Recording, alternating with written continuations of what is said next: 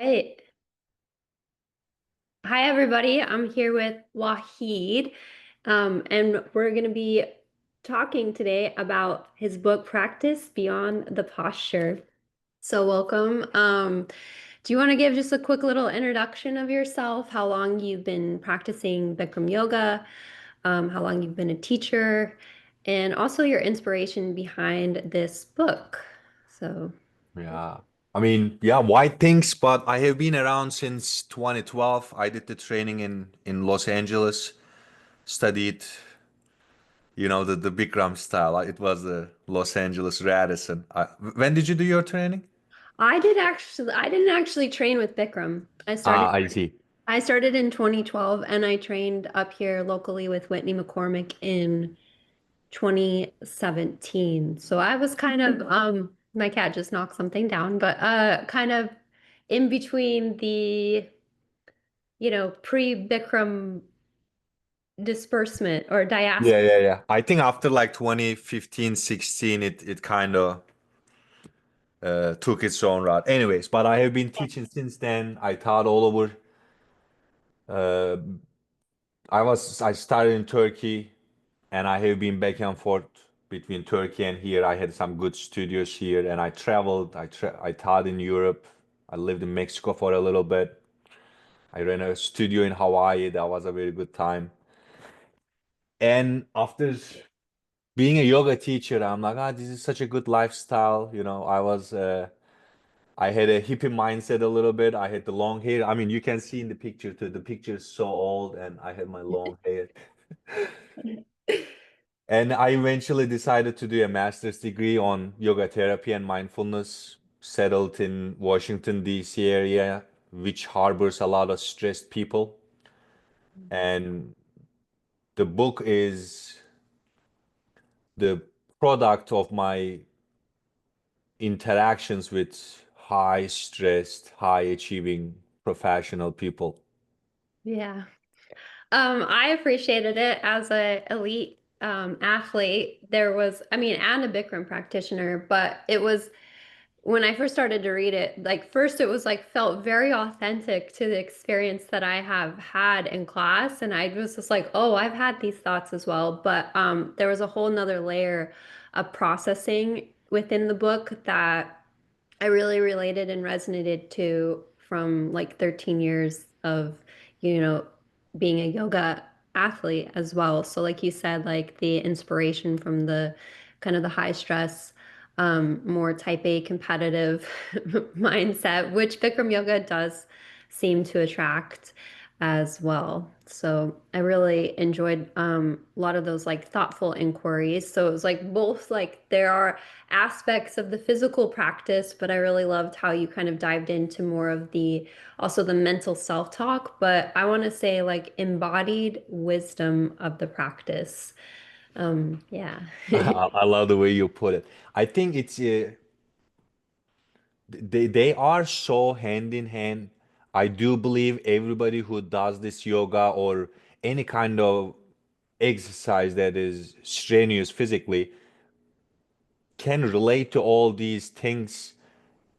I just gave them a language. Mhm, mhm. I don't think I made the whole thing up, but I think this is what everybody goes through, and I could just sit back, observe, and then put it into words a little bit. Yeah, so that aspect I found like super relatable. And even in just the first of the book, I think one of my favorite lines was, "You are now experiencing the consequences of being yourself." And something about that line really like resonated with me because a lot of times, there's the tendency to want to like when you're in the class, you want to blame the heat, you want to blame the humidity, you want to blame the food you ate last night, you want to blame the teacher. But like in reality, it's all the consequences of just being yourself in that circumstance. So I really appreciated there was kind of like a little bit of humor and the authenticity and the wisdom mixed in, which I really, really enjoyed. You've also emceed at the USA Yoga competitions. That's actually how I first met you, was actually last year at That the was last year. 2024 USA yoga competitions. And I think it's interesting that you have this ability to observe people and then you're emceeing a lot of these athletes in these situations. And kind of like, how does that resonate to some of your observations and like translating in real time and observing these athletes? And you're also emceeing, you're kind of discussing about our process while we're up there. So, Yeah, like the observation has been, I guess, my survival skill growing up. I had to observe a lot, and now I can do it for fun and for money. But like emceeing was a unique experience for me because I have been watching and I have been around these competitions for a while, but I always wanted to give more of the athlete. Like the whole reason we are there is because of the endeavors of the athlete. And I am just looking and I'm just being inspired because I was there too. I competed 2012 to 2013. And the whole reason I competed was not because of anything else, but like, hey guy, like, look, what can be done? Like, I was nothing and I could do this. This is kind of inspirational. And I saw that aspect from each athlete. Like, they are really there. Of course, there is anxiety. There is, you want to do good. You put so much into it. But behind all this, the reason you are there is because you want to share your heart and hmm you want to be seen in a way. And as an MC, I really wanted to carry out that role rather than the technicalities of the event. I'm like, okay, these guys are here, they are sharing their heart in a very short 3-minute routine. How do I magnify that little bit of time in a way that they can really like shine? And Yeah. Yeah, yeah, totally. I guess I kind of drifted away from the technical things. I'm like, oh, like she did this and, hard point. I kind of dove into the mindset of what you are going through and how you kind of demonstrate what you still have regardless of all those things. I think that was a little bit of a different touch. Yeah, I know I appreciate it. I've competed for like 13 years, but like, so the commentary, it's nice to have the knowledge and the technical aspects, especially for the audience, but I think what you bring and what I appreciate is like the embodied wisdom. Like I said, there's the knowledge and then there's the wisdom and how you discuss like the observation. And really, as athletes, like we're allowing ourselves to be fully seen up there on stage in all parts of us and just to be like witnessed. And I think, especially in reading your book, you provide a very compassionate witnessing. And so it's nice as athletes to be witnessed compassionately. And even when you talk about the students in the book, to witness them with compassion, but also I don't think compassion is necessarily like letting things like slide, but you even talk about how even as experienced yogis, we can sit there and judge other like beginner yogis as non-yoga, which is just only like a reflection of our own inability to accept like some parts of ourselves. So it's very appreciated as an athlete to be like witnessed in that way, to witness the more of the internal shifts that go on because so much of it is you get to a point physically and it's no longer a physical game, it's a mental game. Yeah. And it's how to like, be in control of yourself under pressure, or even what I would say allowing of yourself under pressure now, because sometimes like that control can even create restriction, but to just kind of like feel all that um, energy and to allow it to go through, which is, that's the Bikram yoga as well. And that's what, as a teacher, we're witnessing all these students being able to allow for themselves in a very like observational way. So I think you hit it on the head when you said like your gift is like observation, which is a tool that not very many people have. I remember like the first thing you said to me last year after nationals, and I was still kind of in this like like the fog of war and a little shell shock. And I didn't even really know like who you were, but you were like, it's so interesting that it came down to one word. And I was like, oh. and just the way that you like kind of distilled this whole down.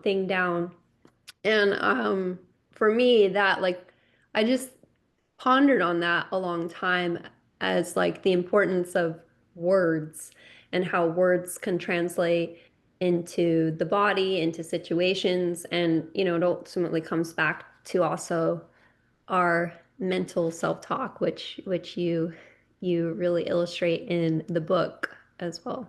Yeah, I think we are brutal towards ourselves. It's because nobody hears what we think. We can think whatever we want in a way, like a child, when or a teenager when they leave home for the first time. Okay, like the parents are not around. I'm like I can do whatever I want, but whatever you do will affect you. Mm, It's the same thing. Like I can think whatever I want. Yeah, I can, look like a calm person and have like vitriolic ideas in my mind, but it is not doing anything but kind of tarnish my heart. mm, mm, So being able to witness you,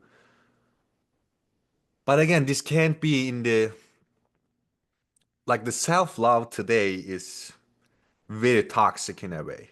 Like mm, people use self-love and compassion to just justify whatever they want to do in life. mm, And I think what I'm trying to do in the book is your emotions, your feelings, your sensations are good messengers, but there has to be values guiding your experience. mm, And then mm, this value is like when I say self-love, it's not indispensable, like indiscriminatable from self-respect. They kind of come together. And yeah, I kind of like went down on a tangent right there, but uh, yeah. but the quiet stuff that is happening in here is happening in everybody. And if I am a person who is known as calm, cool, generous, mellow, and I have ideas or thoughts that are not very compatible with that identity, then I will discard them. And when Mm, you discard some parts of you, you miss the opportunity to learn more about you. mm. Whoa, okay. There's a lot there. First off, what you said about like the self-love and like kind of this kind of almost toxicity of self-love going on, which I think is has even become, I think the ego is very creative in using ways, not that the ego should be villainized, but it's very creative in using different things to kind of like weaponize and create like almost avoidance or accountability. And so in some ways self-love, this self-love culture has become a way of avoidance and accountability. And I think one of the deepest measures actually of true self-love is accountability, because that allows you to actually access more for yourself. If you don't have that measure of accountability, then you can't access more for yourself. I really loved in the book when you talked about respect. You know, are you actually respecting your body? And it was like you said, I can't remember exactly, you broke down the word respect, and it was like, but I sometimes, even within the Bikram practice, and especially as an athlete, there have been times when I have been actually not like I've been doing all of the asanas, doing them very well and all this kind of stuff, but not actually doing it in a measure of true respect for myself. Um, and I did appreciate what you said about like the values. And even in the book, you said like to not put your self-worth into something that is like so volatile. And a lot of times, like I have done that myself too. I've placed my self-worth in like certain kind of identities or certain kind of things, and then it becomes very volatile. What is one of the values that like you feel you really strive to live through and move through as in far as like the practice and a way of living? I think values change. Like when I can give you the timeline of the values that I started to implement. The first value I tried to put on me was sincerity, like Mm, with me. not with anybody else. It's everybody thinks that I'm a sincere guy, this, that, easygoing. But then there would be some things that I, like we put faces on, we put masks on, and eventually you notice that you are putting that same mask to yourself, and then you look in the mirror, you don't really know who you see. So my first opening value was sincerity. Mm, And when I started to become a little bit more sincere with myself, the thing that kind of came hand in hand became honesty. mm, Like these are so basic concepts that when you don't think about it, it's like, yeah, like I'm honest to myself, I'm sincere with myself. But my uh my journey in terms of, okay, I'm gonna guide my life with values started with those two. And mhm, they kind of opened a whole bunch of new gates, because once you are honest with yourself, there's a whole different you, you know. There's a version of you that you never thought was there. So now I'm not the smart, wise, the yoga teacher who knows everything. I'm the guy who is trying to, I don't know, smoke a pack in the back when everything is like limit, or you know what I mean? Like, because my identity, the outside identity, was so strong that the little bits of me I had to ignore with everybody else. mhm, And there's nothing wrong with it. There's nothing wrong even with the things that you want to hide, but it creates some kind of a fragment mm, in mm, you, in your understanding of you. Like, it's as if I can't be who I am as long as I am this wise yoga teacher. Like, I have to be vegan, I have to be healthy. I think like smoking was one of my main things, that I would smoke every once in a while here and there, but it was just such a taboo that I couldn't integrate the two things mm, just because of the rigidity of other people's perspective. I'm like, hey, like I am not a perfect person that you see me. Like, I have defects, and when you don't see my defects, then I don't see them either, which translates to a fragmented reality or understanding of my own self. So mm, instead of taking your perspective, like, can I take my perspective and still respect me and still love me? And I should give myself a hard time for smoking. It's not like it's the best thing, but at the same time, I shouldn't beat myself up because I'm not the best virtual yoga teacher that you imagined in your mind. So, wrapping all this, it's made me have to come up with a certain understanding of myself, which was hard actually. Like, it sounds kind of easy, but like, who am I to me? Is a yeah. very hard question, especially from like our culture too, because everything we have to do was to make sure that somebody else would be happy with it. Like, you wanna please your parents, please your teachers, please your peers, and like, how do I please me? Well, I Mm, can't please me because I don't have a reference point to me. Like, my mm, reference point is you. As long as you are happy with me, I should be happy with myself. But it doesn't work like that. mm. So my main value would be like truth, like, or sincerity and honesty towards yourself, which digs the rabbit hole. Yeah. Like you said, it's something like easier said than done. And I do think that when we're honest with ourselves, it provides like a lot more freedom because when I can look at the deepest, darkest parts of myself and accept them, there's nothing that anybody can say about me or that I don't know about myself, Yeah. already in that way. So it's kind of like a little bit of freedom to have that kind of full ownership and integration. And I mean, that is a big task as well to like integrate all these different aspects of ourselves and also into this external identity. And even for myself, especially last year after nationals, it was a little bit brutal. And I mostly just felt very embarrassed. And I went on a vacation with my college friend who's not a yogi per se, but like she doesn't practice yoga asana. But she said to me, and this was like revolutionary, Jordan, it's okay to be a little bit messy. And I was like, whoa, that is like, that is like, 10 years of yoga wisdom just right in that statement. And I think it's just like really looking at some of those messy parts of ourselves that we want to disown, or the conflicts in ourselves, or the paradoxes of being human, of yes, I can be this one thing, but I'm also this thing as well. And like you said, like the fragmentation.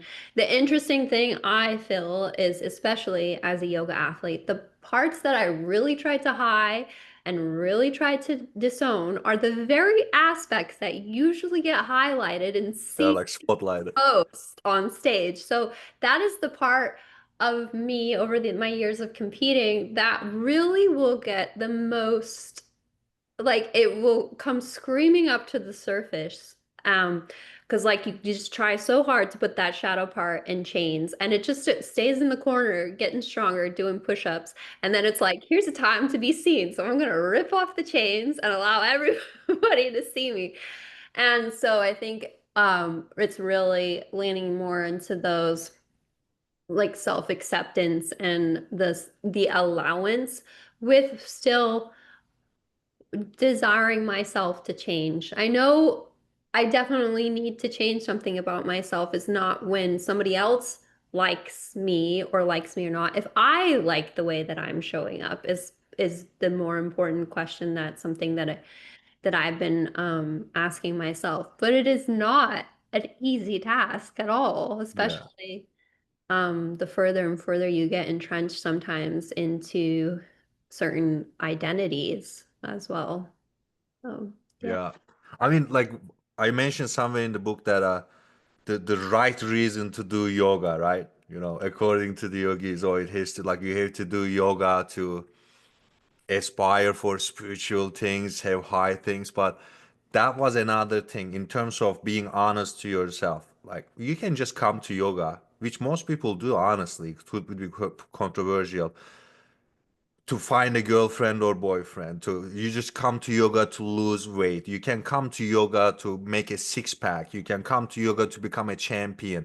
Like none of this is wrong. I think what is wrong is that if you can't accept that to yourself, then the discrepancy between what you are doing versus what you say you are doing, I think it just creates a big chasm inside of you. Mm-hmm. Yeah, I think I have a lot of thoughts on, especially for the championships, because over the years, there's so much, oh, there's no yoga competitions. You can't There is. try and be like very like factual about the whole thing. And then eventually I was just like, well, I just love doing it. And and then that created all this like release of energy and softness. But what you speak about is like the chasm inside, which just creates this whole internal conflict in yourself. So you're kind of almost always at war with yourself. And I'm not necessarily religious, but I like in the scriptures when it's like Jesus talks about he comes to bring peace, but first he brings the sword of truth. So you can only really have internal peace when you take the sword of truth to yourself. And that's kind of like what you're speaking of, is that sort of truth to cut away in some aspects the bullshit, and then you'll have like more internal harmony with yourself. Because if you're there and like you said, oh, you're not owning the fact that you're there for particular reasons, it's just gonna create, like you said, this fragmentation, this chasm, this inner conflict, when in some aspects I think all of us are really wanting maybe on the deeper levels that we don't know is like a sense of peace and fulfillment. And the way through that is through that truth with ourselves. So, Yeah. And I like those superficial reasons are just pointing out to a deeper thing. Like if you want a partner going to a yoga studio, that means there's a part of you that wants to be, that wants to share life. If you want the six pack, maybe there's a part of you that wants to be seen and appreciated. Like there's six or seven basic human needs: being seen, being loved, being heard, being understood. There's two more somewhere over there. But we might be trying to get those things from a superficial looking source, which is perfectly fine because you can't really judge where somebody is at in their perception. But you judge them. You say that, oh, you come to yoga because you wanna, I don't know, you wanna lose weight or you wanna put your head over the neck, whatever. And then you judge that person. So that person starts to feel like, oh, I'm not doing this for the right reasons. And then you feel like you kind of lectured somebody into the truth, but nobody gets nowhere. mhm, mhm, mhm. So how as a teacher, do you notice that with students who come in and give like do you move them towards more self-acceptance or do you just allow and have observation? It's hard, like most of because I still adhere to the dialogue a lot. One thing that's hard to accept is that most people are showing up to the yoga class just to do the yoga. Like, they don't care about the pearls of wisdom, you can say. They don't really care about if the knee is locked or not. And my hardest thing is, how do I know what they care? Like, I don't want to bombard you with how to contract your quadriceps and adjust your glutes or hip flexors if you are just there to have a little break from the outside life that you have. Mhm, I don't want to teach you about the peace and the heart and the wisdom if you are really there because you want to contract the thigh. Like, I have the best time when I ask the person, hey, like, why you are here? What mhm, is the goal of being here? Some people just say, oh, like, I just gotta have a good time. I just gotta forget about my day. I just wanna lock my knee. I just wanna get a good workout. Oh, I just wanna not think about anything in my like these are all right reasons. But as a teacher, I can teach you 10 things, nine of them you don't care about. And how mhm, am I gonna find that one thing that's actually gonna resonate with you?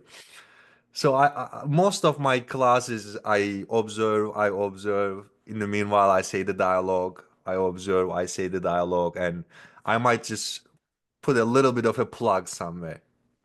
It mhm, could be something like, "Do you have to suffer when your shoulders are suffering?" And then we just keep going. I do wanna like yoga is the union of mind, body, and spirit, but in order for us to understand that union, I think most of the things that I do in this book is separating them.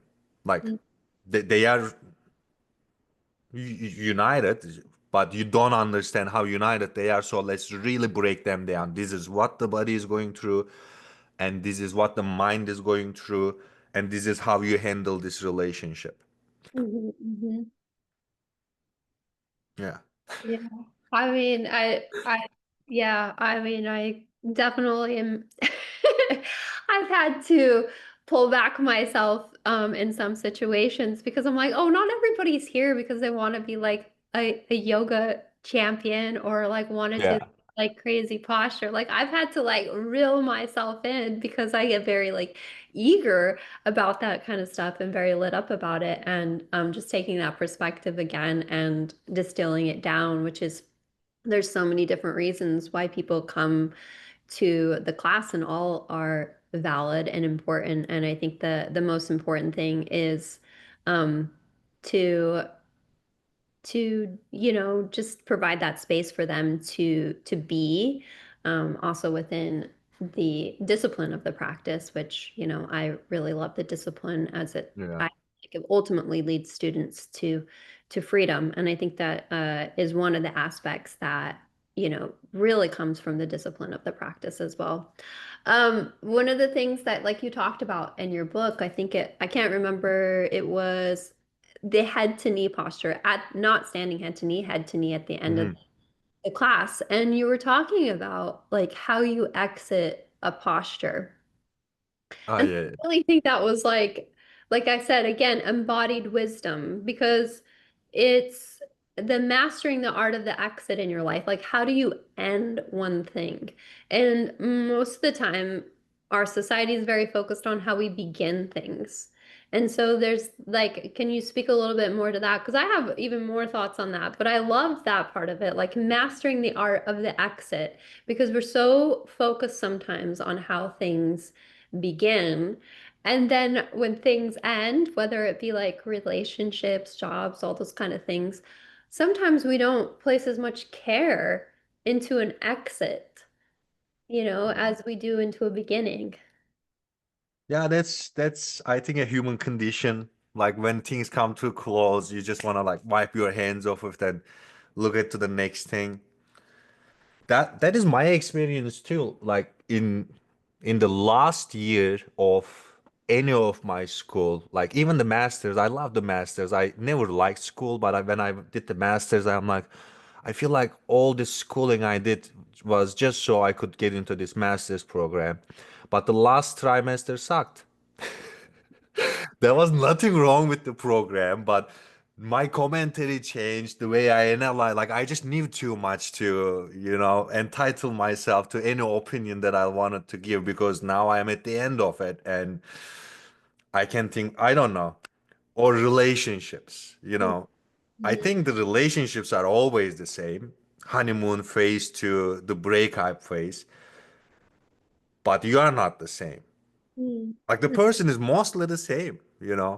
Mhm. Mhm. And how you interpret that person, what you emphasize in their character, what you shed light on in the beginning versus the end is completely different. For a job, like in the beginning, you start a job, and I'm like, okay, I have this paycheck, I have these benefits, I'm gonna spend this much time, and this will give me the whatever I need. It's the same job, but if you are about to quit that job, now everything sucks. So why do you think that is? Why do we do that? I know it's like a human condition, but why? I think it's because of our focus. Like when things suck, it means my focus is in the next thing. I'm not here anymore. I'm Mm, thinking about what is next. Like last year in school, I am not a student anymore, but I'm like, okay, I studied all this. How am I going to monetize this? So my mind is not in the classroom anymore. My mind is in the workshop I'm going to teach next year or whatever. In the mm, relationship too, I'm here. This person is great. But now I know that I'm not gonna be with this person because that person seems to suck now. But hey, like it's just different sides of you. So I'm I'm not thinking how great of a time I am spending with this person. I'm just thinking how much triggered I am when they are around. And when they speak, the pitch kind of bothers me. And like when they point, they never appreciate anything, yada yada yada. So I'm like thinking about the lady who smiled at me when I was grabbing my coffee in the morning. She's like, oh, she's like a, fairy tale. Well, mm, you don't know anything about that other person, but this person knows much about you, and at that point you can't really, maybe you don't have the bandwidth to see yourself in that. So mm. you want to check out. Same with jobs. I don't know. Am I hitting any right points? What do you think? Oh, you are. I think like when we approach things that are new and stuff, because it's not familiarized to us or familiarized in our body or our nervous system, we are very present. And then when things become familiarized, like we can kind of almost become unconscious.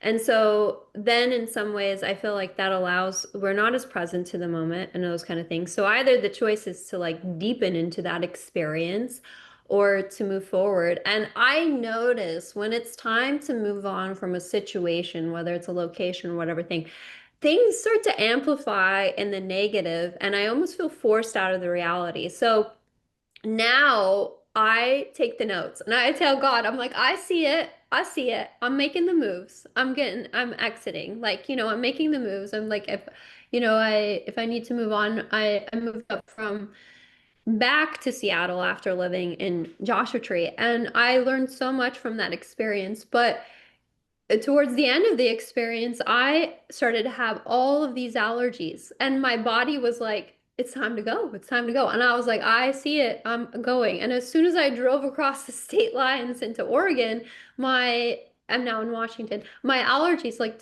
disappeared. Yeah. So my body was just like telling me.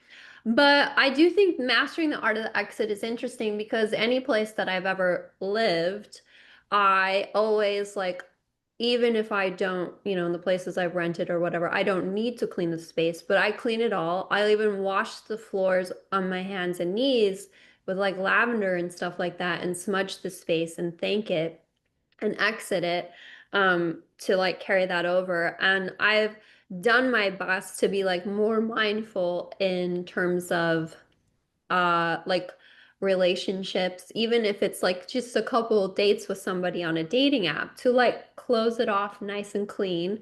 No ghosting? Come on. No, like that's not That's how we end things right now in dating world. I do not prefer that, but but it's hard to have those conversations. It's hard to stay like present in that kind of stuff. And but I do think it's like then you no longer take the energy from that last cycle forward. At least I kind of get a little bit woo-woo on these kind of things. Um, and a part of competing is also how you exit a posture. And my coach, and you really have a great relationship with Kim as well, is like she's always like nice clean exit. And so that gets drilled into my head, nice clean exit. And so I do think like mastering the art of an exit is also important too, because there is something energetic to that, the beginning and the end. And also being just discerning enough of the cues of when it is time to exit so Yeah. that you don't hold on long enough to resent. That's the thing, is like I will I will fall on my sword, cut it off, because you hold on too long and then you start to resent the situation. And that is I want to live in a body, not that I always have, that is free of resentment. I don't want to carry that energy with me. So I do think it's quite fascinating. And there was something, I was taking another teacher's class and he kept saying, like change. And I would notice myself, I'd come out like just like maybe 2 to 3 seconds before he said change, because I was familiar enough with the series to know, what was coming. And then I kind of sat with that and I was like, Jordan, you like stop things right before the change happens. You don't like hold on long enough or rise to meet the change. And so I started to be a lot more conscious of that in my practice. And I think we can practice in such a way that it's going to change our lives externally. Like, so it's that embodied wisdom. So I made a conscious choice to hold on for the change, to rise to meet the change, to stay till the end. And then like notice that translate into other aspects of my life where I just get just there, but then I just like it was just like stop. You know. So I do think it's like what you speak of in this book is it's so relatable. It's so authentic. Your tone of voice like translates through. And but it's that embodied wisdom is like really how you were practicing the class is how is it translating into your life? What is it reflecting about you? And then also like these deeper levels of self-acceptance. So I really enjoyed it because there's all this like this thought that's gone into this book.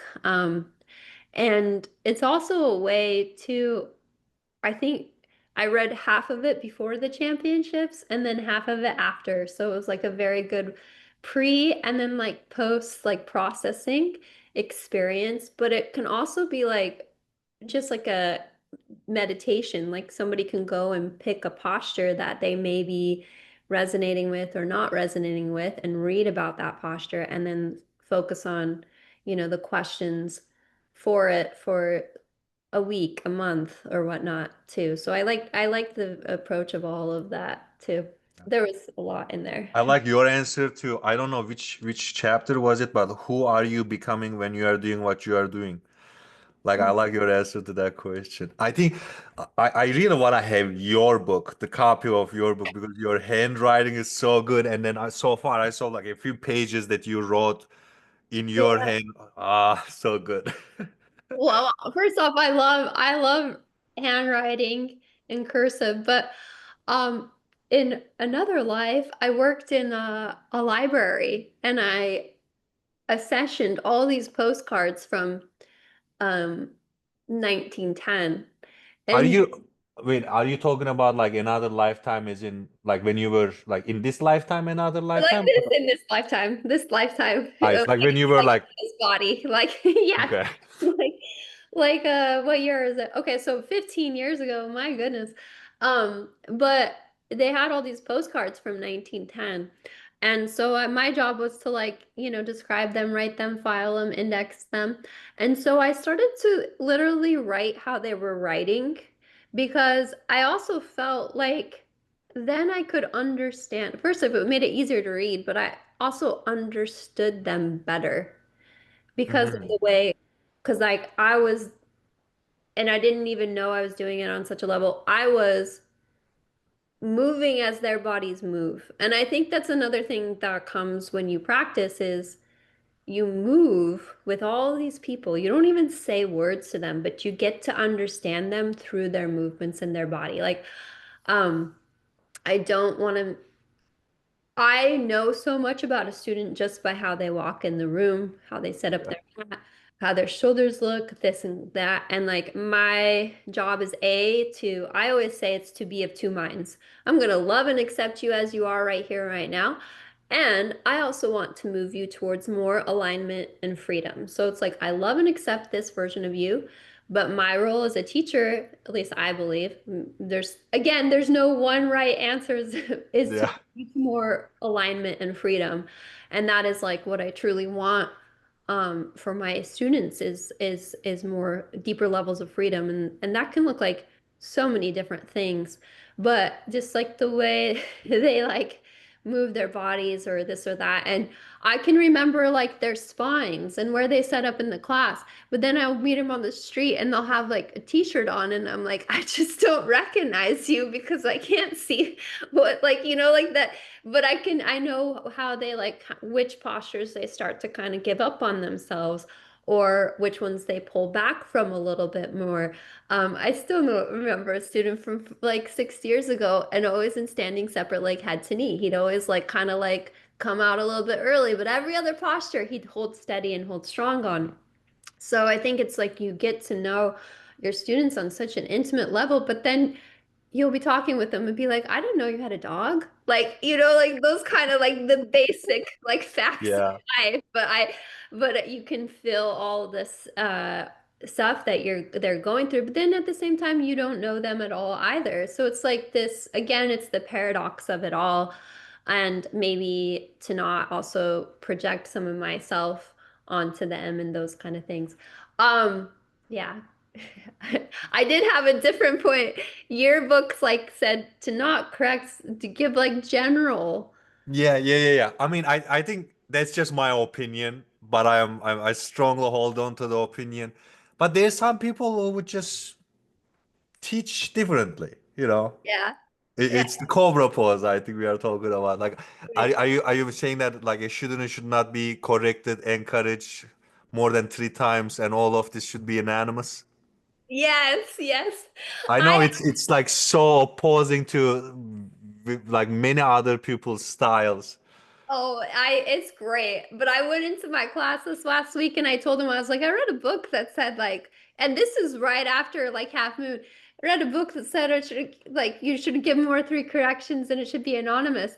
And I had already corrected like many of my students in pranayama and they just started laughing, because like at me, like, like the joke of it all, like, because like I give lots of personal corrections and all this kind of stuff. But that's just where I am maybe, and maybe that will change again. And if you like for 2 years when you first start as a beginning teacher, you don't give corrections. Nothing. No. Nothing. Yeah. But now I feel like I'm in a place where I do have the eye to be able to see these things and to do that. And maybe there's part of me that will return back to more of that wisdom. But I did share that with the class, and they had a good laugh at me. Um, so I think that's one of the best things that you can do as a teacher is to be able to um, I to be serious, but also not like take yourself seriously. I can be a very like Terminator kind of teacher and then also like laugh at myself too. And yeah, so there's so many different iterations of how this yoga is taught or not taught. And I just think the years have like changed certain things or being straight up dialogue there for a while to now I would say I like to use the dialogue and like put it in a blender and like use it in different places. Like, you say nothing loose, nothing hanging. And then I like to take that phrase and then I put it at Kapabati and say everything loose, everything hanging because it's a Ah, language. And I really like, really like, that's a really fun enjoyment experience for me. So, and the person I mentored with for 26 and 2 was very skilled at that, and that was what I admired a lot about him is just like the kind of creativity within the language itself. But yeah, there's so many different ways to teach, but yeah. I had a really good laugh at that because, I needed to laugh at I myself. mean, like, I didn't write this in the book, but one time I came off a class hating everything about the teacher and the class from A to Z. Like, there was objectively, universally, there was not one thing to enjoy in that 90 minutes, according to me. I came out of the class dead, pissed, everything. And then this other lady comes out of the class and then she compliments the teacher wholeheartedly. Like, I'm looking at her, she's sincere. I'm looking at her words, she's sincere. I'm looking at my experience, I am sincere. So I said, there's something weird here. Everybody talks to everybody in a very different way because I truly had hated that class. I still didn't take that person's class, but I look at that person with like different respect, like, with a different point of view. That is the magic, I think. Everybody resonates with it like somebody else. Mhm. But I think that's when you're being an authentic teacher, you're going to actually be a little bit more polarizing. Yeah. Like some people will really love your class and some people will hate your class. I know that. Like, I don't resonate with a lot of people and they may not like my style of teaching, but I think it's that like when you start to be most authentic to yourself, that is does create a little bit of polarization and Yeah. a little bit, I want to say like less likability, which is funny because like my first mentor with the 26 and 2 mentor, the very first class I had with him, um, my studio owner was like, "This is Jordan. She does yoga competitions and everything." Put me right on the target, right on there. And so he corrected me in every single posture, just to kind of like, poke at me a little bit. And I thought, this person, like I was like, I never want to take this person's class again, blah, blah, blah. And then ends up becoming like one of my really great friends and mentor and really like inspiring to me, but it took me kind of like understanding kind of the ways he was like playing with the class. Like he does it in like a very masterful, like kind of playful way. But I just thought it was like really funny the corrections and all that kind of stuff. But yes, the polarization I think happens when you are um, most authentic as a teacher, and Yeah. you have to kind of allow yourself to be disliked in some ways. But yeah, I think I think it just happens naturally when when you are you. I mean, you are not ice cream, right? Not everybody will like you, yeah. Mhm. And that's the because I wanted everybody to love my class when I first started. Like I wanted to be the best yoga teacher. It was, and like I think in 2018 or 19, somebody walked into a yoga studio. She saw that I was teaching. You can say her whole facial expression changed. Like she just she didn't know I was teaching, and then I was teaching, and that was the first moment I became happy. I'm like, aha, somebody doesn't like my class, and this is great. Like before, I would be like, I would beat myself up. Like I'm like, okay, like now there's somebody who doesn't like what I say. Yeah. It's good. There's almost like a freedom. Yeah. Also, I was proud that she felt comfortable enough to convey her dislike to me. Like she could have pretended, like she could have maybe not showed the dislike towards my class. She could have just gone through it. I don't Mhm. know. I was happy though. Yeah. Yeah. It's interesting. Yeah. Well, I think we're getting close to the hour here. Do you have any kind of final thoughts that you want to share with people? And also, you have written other books as well, and how people can get in touch with you and a hold of you, and maybe some of your upcoming, what you're doing coming up. Upcoming what? Yeah, people can get in touch with me on Instagram. I think that's like the easiest way. The handle is HCOSKUN. My other book is I strongly advise user or reader discretion on it because it's a literally fictional book with a fictional character called Delusional Monk, and he has a lot of ideas and opinions about life, and he shares this with a random office worker, like a corporate person on the side of a parking lot. The name of the book is Lurking in the Parking Lot: Teachings of a Delusional Monk. They can check it out on Amazon, but highly advised to use their own discernment reading the book. This book is great. I think with this book, people will get to be a little bit more sincere and kind to themselves in their own understanding of themselves. Yeah, no final message really. I think we just learn as we live. So yeah, I eliminated my eagerness to enlighten fast. I think it will take some time, so respecting time. Well, I think that's probably more true to being enlightened is to just enjoy the experience. I always say, well, bliss got boring. That's why we're here. We're here to Thanks for saying that.